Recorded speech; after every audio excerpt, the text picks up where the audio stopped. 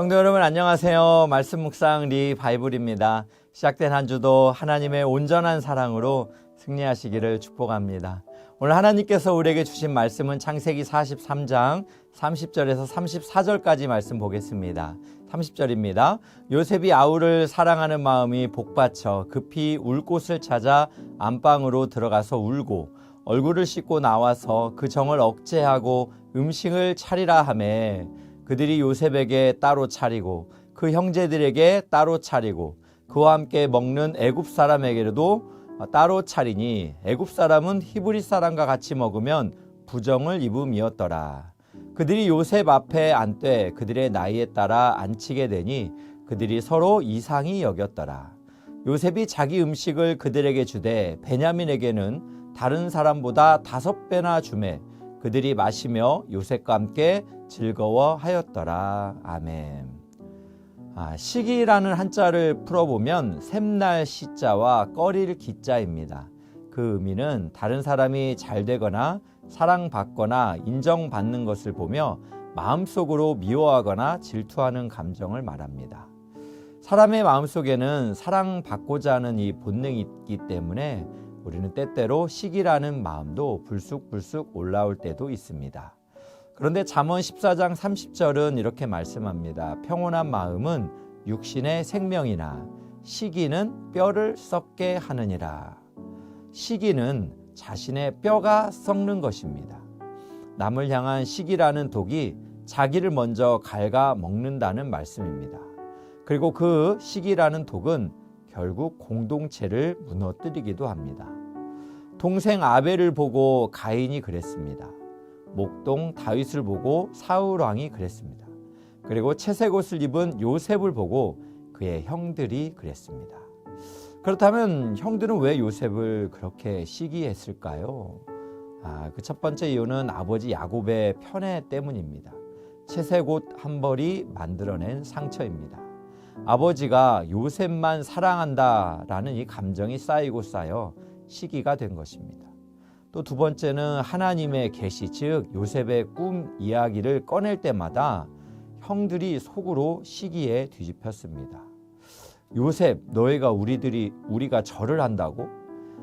그 꿈이 형들의 자존심을 건드린 것입니다. 결국 형들은 요셉을 구덩이에 던지고 후에는 미디안 상인에게 팔았습니다. 그리고 아버지에게는 짐승에게 죽었다라고 속였습니다.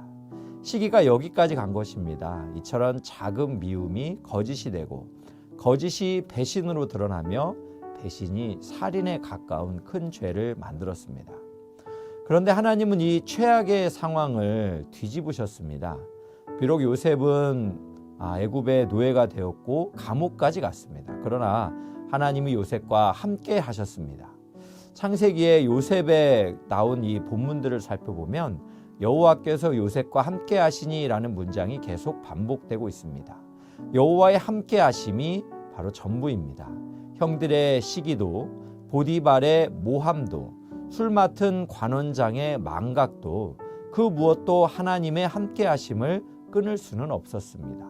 그리고 결국 요셉의 꿈대로 이루어졌습니다. 창세기 43장 26절 말씀을 보면 그들이 요셉에게 나아가 그 앞에서 땅에 엎드려 절하니라고 말씀합니다.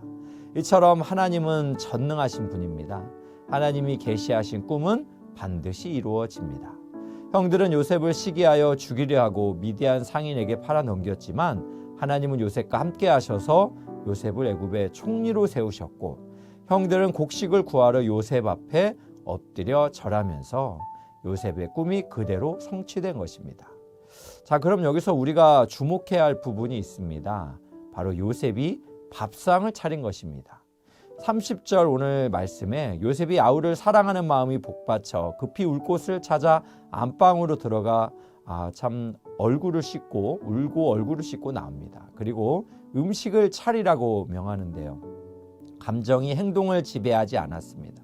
분노를 억제하고 요셉은 인애를 형제들에게 실천했습니다. 그리고 요셉은 형제들을 나이 순서대로 앉혔습니다. 형들이 서로 이상하게 여길 정도였습니다.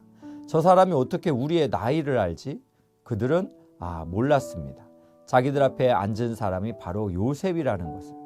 그러나 요셉은 다 기억하고 있었습니다. 창세기 37장을 보면 형들이 자기를 구덩이에 던져놓고 함께 형들만 밥을 먹던 그때 요셉이 살려달라는 소리를 분명히 들었을 텐데 그 소리를 뒤로하고 형들은 음식을 나누어 먹었습니다.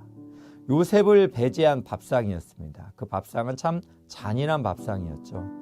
그런데 지금 요셉은 어떻게 합니까? 형들에게 밥상을 차려줍니다. 복수가 와야 할 자리에 밥상을 요셉이 차려놓고 있는 거예요. 정죄를 내려야 할 때에 음식을 올렸습니다. 사실 애굽인들은 이스라엘 백성들과 같이 식사를 하면 부정하다라는 오늘 말씀처럼 이것은 엄청난 요셉의 사랑이고 인애입니다. 보통 일이 아닙니다. 권력이 있는 요셉이, 그리고 참 복수를 해도 당연하다고 생각될 수 있는 이 요셉이 주먹을 드는 대신 밥상을 차리고 함께 숟가락을 들었다는 것입니다.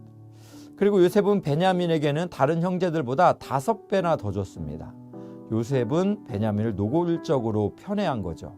그런데 예전의 형들이라면 그 자리에서 시기로 들끓었을 것입니다. 그러나 34절이 놀랍습니다. 그들이 요셉과 함께 마시며 즐거워하였더라. 이전의 형들의 모습이 아닌 요셉과 함께 모두가 즐거워했습니다. 왜 그렇습니까? 형들도 변했습니다. 가나안에 흉년이 들고 아버지가 눈물을 흘리고 요셉에 대한 죄책감, 그리고 이집트 땅에서 느낀 두려움들, 그 고난의 시간들이 형들 안에 이 시기심을 깨트리고 또 성장시켰을 거라는 생각이 듭니다. 이처럼 고난은 사람을 바꾸기도 합니다. 고난은 시기를 녹이기도 합니다. 그리고 바뀐 형들은 이제 요셉의 밥상에 함께 앉아서 함께 즐거워했다라는 것입니다. 사랑하는 성도 여러분, 밥상에는 신학이 담겨 있습니다. 요셉의 밥상은 단순한 식사가 아닙니다. 그것은 용서입니다. 바로 인애, 히브리어도 헤세드라고 말할 수 있을 것입니다.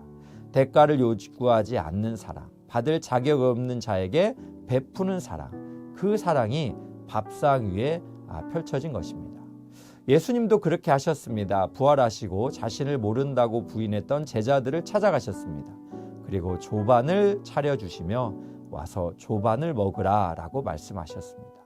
그 밥상 앞에서 시기라는 것, 질투라는 것 설 자리가 없는 것입니다. 그 밥상 앞에서 복수는 더 이상 존재하지 않는 것입니다. 사랑이 그 자리를 채우기 때문입니다. 그렇다면 사랑하는 여러분, 여러분의 참 삶 속에서는 요셉의 형들 같은 사람이 혹시 있습니까? 여러분을 구덩이에 던지는 사람, 여러분을 물건처럼 팔아버리는 그 사람을 보며 복수하고 싶은 마음도 들지 않겠습니까? 참 그러나 쉽지 않죠. 용서한다는 거, 용서는 신의 영역이까지라고 말을 하는 거 보면 참 용서는 쉽지 않습니다. 그런데 하나님의 은혜를 아는 사람들은 다른 선택을 합니다. 복수를 해야 할 자리에 밥상을 차려놓습니다. 이런 것은 혼자 힘으로는 불가능하겠죠. 요셉도 하나님이 함께 하신 사람이었기에 가능했습니다. 하나님이 요셉과 함께 하셨기에 요셉은 그 참 하나님의 은혜로 총리로 세워졌습니다. 그것을 기억했던 요셉은 주먹 대신 밥상을 들고 형제들 용서할 수 있었다는 것입니다. 여러분은 지금 무엇을 들고 계십니까? 복수하고자 하는 주먹입니까? 아니면 밥상입니까? 하나님이 함께 하시는 사람은 밥상을 듭니다. 그리고 그 밥상 위에서 시기가 무너지고 공동체가 회복됩니다. 이것이 하나님이 요셉을 통해 보여주신 복음입니다. 오늘 우리에게 상처를 준 사람들을 향해 밥상을 직접 차려주지는 못하더라도 밥상을 차려주고자 하는 요셉의 참 은혜를 아는 마음, 예수님의 마음을 품기를 축복합니다. 또한 할 수만 있다면 실제 밥상도 차려주면서 함께 먹는 용서도 실천해 보시기를 바랍니다. 하나님은 여러분을 지금도 사랑하시고 언제나 여러분과 함께 하심을 믿으시기를 주의 이름으로 축복합니다. 함께 기도하겠습니다. 사랑하는 하나님, 인간의 연약함을 사용하셔서 은혜를 베풀어 주심에 감사드립니다. 우리는 시기심을 참지 못하고 죄를 지을 때가 있습니다. 그러나 과거의 상처를 기억하지만 복수를 행하지 않게 하시고 하나님의 은혜를 경험한 자로 형들에게 밥상을 차려준 요셉처럼 예수님이 자신을 배신한 제자들을 향해 조반을 차려주신 것을 기억하면서 사랑을 베푸는 우리 모두가 되게 하여 주옵소서. 하나님이 기뻐하시는 성숙한 제자도를 실천하는 우리 모두가 되게 하옵소서. 예수님의 이름으로 기도합니다. 아멘. 오늘 또 두 가지 기도 제목으로 기도하기 원합니다. 첫 번째는 하나님께서 베풀어 주신 사랑과 은혜를 기억하고 오늘 또 밥상의 은혜를 베푸는 삶이 되게 하옵소서. 두 번째는 엘사랑교회 성도님들 모두가 타인을 위해 사랑과 용서의 밥상을 차려줄 줄 아는 은혜의 셰프가 되게 하소서. 5월 가정의 달 모든 가정에 예배가 살아나고 함께 즐거워하는 화목의 은혜가 흘러가게 하옵소서. 함께 기도하겠습니다.